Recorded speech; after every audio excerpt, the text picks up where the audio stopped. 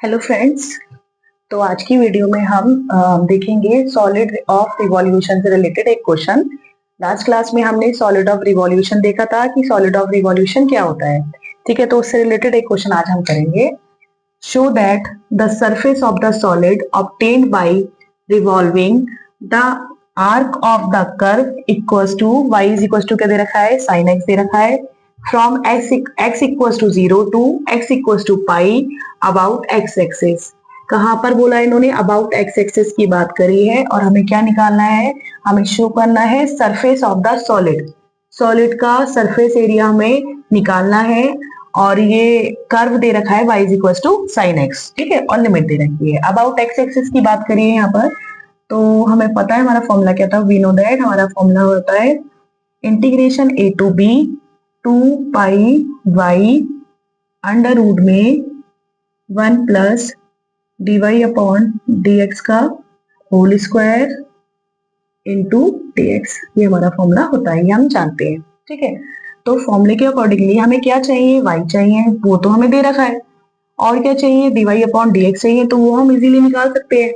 y is equal to sine x है, sine x से हम निकालेंगे dy अपॉन dx, तो dy अपॉन dx आ जाएगा साइन का डिफरेंशिएशन क्या होता है, साइन का cos x, तो यहाँ पर आ जाएगा dy upon dx is equal to cos x।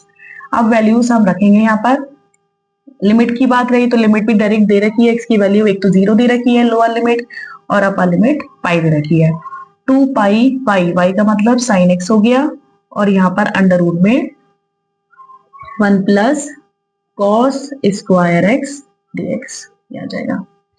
अब यहाँ पर हम क्या करें, यहाँ पर हम देख सकते हैं कि 1 प्लस कॉस स्क्वायर एक्स आया है, जबकि 1 प्लस कॉस स्क्वायर एक्स कुछ भी नहीं होता है। अगर 1 माइनस कॉस स्क्वायर एक्स होता तो इसे तो हम साइन स्क्वायर एक्स लिख सकते थे, बट क्योंकि 1 प्लस है तो हम क्या करेंगे, लेट कर लेंगे कॉस एक्स को टी।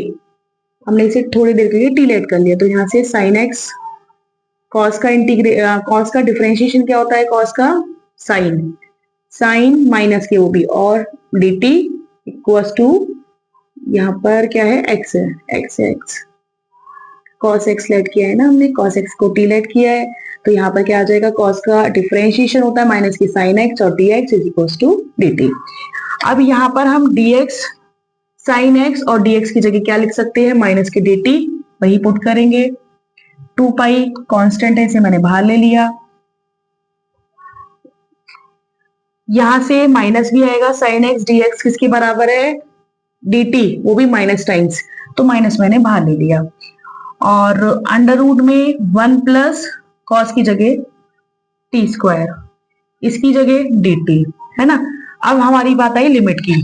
देखो पहली लिमिट है x की 0, अगर cos 0 होगा तो cos 0 की वैल्यू क्या होती है, 1 होती है, तो मतलब यहाँ पर 1 आ जाएगा। फिर अगर पाई की बात करें तो cos पाई क्या होता है, -1 होता है। मतलब पहली वैल्यू x की 0 रखेंगे तो यहाँ से रिजल्ट आएगा cos 0 क्या होता है 1, तो t की वैल्यू आ गई, पहली लिमिट आ गई 1। फिर पाई रखेंगे तो cos पाई क्या होता है -1, तो t की दूसरी लिमिट आ गई -1। तो यहाँ से लिमिट चेंज कर लेंगे। जब लिमिट चेंज करेंगे तो बाहर माइनस आएगा। ये प्रॉपर्टी होती है कि अगर कोई लिमिट हमें चेंज करनी हुई, जैसे बी दे रखी है और एफ एक्स, तो जब हम लिमिट चेंज करेंगे तो बाहर माइनस आ जाता है, बी टू ए। अगर हम इंटरचेंज करते तो यहाँ पर क्या आ गया था, यहाँ पर आया था ये वैल्यू आई थी, इसे हम ये लिख सकते हैं 2 टाइम्स ऑफ। उसके बाद में हमने यहाँ पर ये अप्लाई कर दिया। ठीक है, -1 to 1 अंडर रूट में 1 plus T square as it is. अब हम क्या करेंगे, अगर हमारा फंक्शन इवन है, हम चेक करेंगे पहले। अगर हमारा फंक्शन इवन है तो उसके अकॉर्डिंगली हम ये वाला फॉर्मूला यहाँ पर अप्लाई करेंगे। तो हमने चेक किया, अगर टी की जगह माइनस टी रख रही हो तो 1 प्लस टी स्क्वायर ही आएगा, कोई फर्क नहीं पड़ेगा फंक्शन में। इसीलिए हम -1 to 1 लिमिट की जगह 2 टाइम्स ऑफ 0 to 1 लिख सकते हैं, क्योंकि हमारा फंक्शन इवन है, हमने चेक किया है। तो यहाँ पर क्या आ जाएगा, 2 पाई, ये तो एज इट इज रहेगा, यहाँ पर हमने चेंज किया, 2 की मल्टीप्लाई करें तो 2 2 4 पाई हो जाएगा, और अंदर ये एज इट इज। अब हम क्या करेंगे, इसमें हम ये वाला फॉर्मूला अप्लाई कर देंगे। ये फॉर्मूला होता है इंटीग्रेशन का, इंटीग्रेशन ऑफ अंडर रूट में a square plus x square का इंटीग्रेशन क्या होता है, x अंडर रूट में a square plus x square plus a square log x plus under root में a square plus x square, 1/2 बाहर आ गया। इसका इंटीग्रेशन का फॉर्मूला ये होता है। यहाँ पर मैंने क्या किया, इस इंटीग्रेशन के फॉर्मूले को अप्लाई कर दिया। तो a की जगह तो है 1 और x की जगह है t, तो यहाँ पर ये फॉर्मूला अप्लाई कर दिया।